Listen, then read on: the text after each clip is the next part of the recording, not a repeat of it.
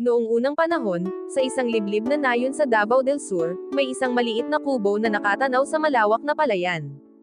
Doon nakatira sina Aling Rosa at ang kanyang anak na si Maria. Si Aling Rosa, isang babaeng may mga mata na puno ng lungkot at pagod, ay nagsusumikap araw-araw para mabuhay ang kanyang pamilya. Ang kanyang mga kamay, magaspang at puno ng sugat, ay patunay sa kanyang paghihirap. Pero sa kabila ng lahat ng ito, ang kanyang puso ay puno ng pagmamahal para kay Maria, ang kanyang 8 taong gulang na anak na babae. Si Maria naman, isang masayahing bata na puno ng pag-asa, ay nagdadala ng liwanag sa kanilang madilim na buhay.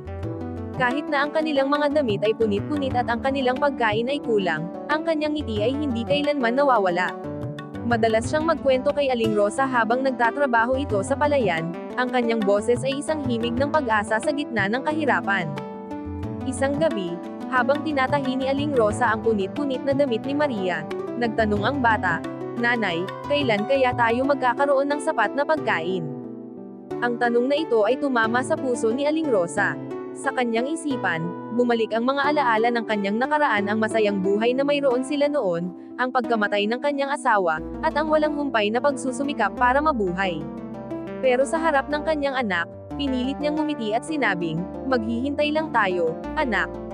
Darating din ang araw na iyon."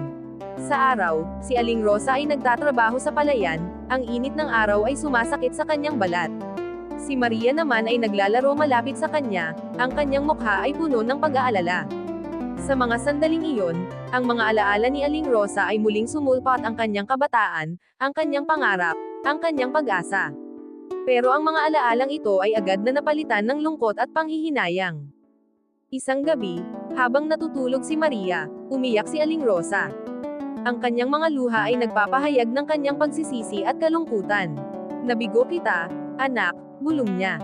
"Nabigo ko ang iyong ama." Hawak niya ang isang kupas na litrato ng kanyang pamilya, isang alaala ng masayang panahon na nawala na.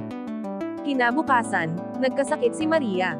Nagmadali si Aling Rosa sa manggagamot, pero ang kanyang mga salita ay nagdulot ng matinding pag-aalala. Ang sakit ni Maria ay nangangailangan ng mamahaling gamot na hindi kayang bilhin ni Aling Rosa.